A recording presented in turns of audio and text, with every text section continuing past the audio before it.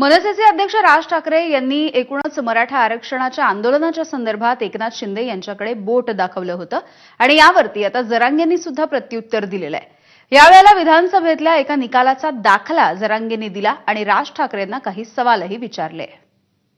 ते मागच्याला गेले होते ना तिकडे, बरोबर की नाही? नवी मुंबईला जाऊन त्यांनी प्रश्न सोडवला होता ना, हे परत का आले? या सगळ्या गोष्टींची प्रश्नांची उत्तर तुम्हाला एकनाथ शिंदेला विचार। राज ठाकरेंनी थेट शिंदेंवर रोखलेल्या राजकीय बाणावर जरांगेंनी प्रतिबाण सोडलं। अमित ठाकरेंच्या विधानसभेतल्या पराभवावरून त्यांनी प्रतिवार केलाय।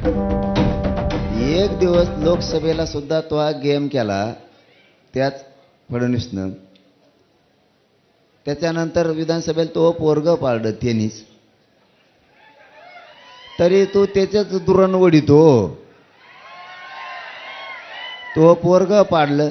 हे म्हणजे हे राज ठाकरे म्हणजे असं आहे, हे मनाला भुकालेलं पोरग आहे। जरांगे राज यांच्यावर प्रतिहल्ला चढवत असतानाच शिंदेच्या शिवसेनेचे मंत्रीही मैदानात उतरले आणि त्यांनी आपल्या नेत्याचा बचाव केलाय।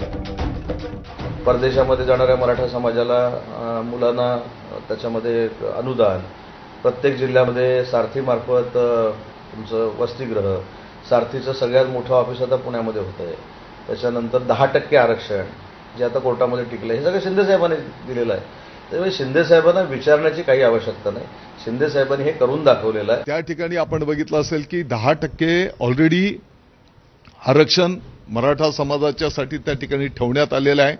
त्याच्यासोबतच माननीय सर्वोच्च न्यायालयामध्ये जी काही 16% पाठीमागच्या काळात आरक्षण रद्दबादल करण्याचा निर्णय केला आणि तिथे जे काही स्टेटमेंट माननीय सर्वोच्च न्यायालयाने एक विंडो ओपन ठेवलेली होती ते सिद्ध करणं ही पण आपली जबाबदारी त्या ठिकाणी आहे आणि म्हणून जे सर्वेक्षण करून जो अहवाल आलेला आहे तो पण आपण न्यायालयामध्ये ठेवतो आहोत। सत्तेतले सहकारी असलेल्या अजित पवारांच्या पक्षाचे आमदार जरांगेंच्या मंचावर नियमित उपस्थित राहत असतानाच आता शिंदेच्या शिवसेनेचे विलास भुमरे यांनी जरांगेंची भेट घेतली।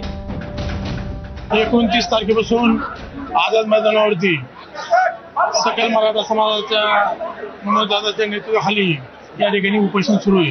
या मागण्या सकारात्मक आहे आणि एकनाथजी शिंदे साहेब यांची आज आम्ही भेट घेऊन दोन्ही उपमुख्यमंत्री असतील, मुख्यमंत्री असतील, या मागण्या सकारात्मक आहे आणि या मागण्या मान्य केल्या पाहिजे।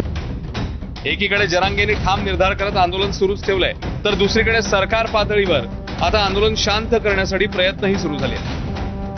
या सगळ्यात नेमकी कोणत्या नेत्याची किंवा मंत्र्याची शिष्टाई सफल होते ते येणारा काळच ठरवेल। ब्युरो रिपोर्ट, एबीपी माझा।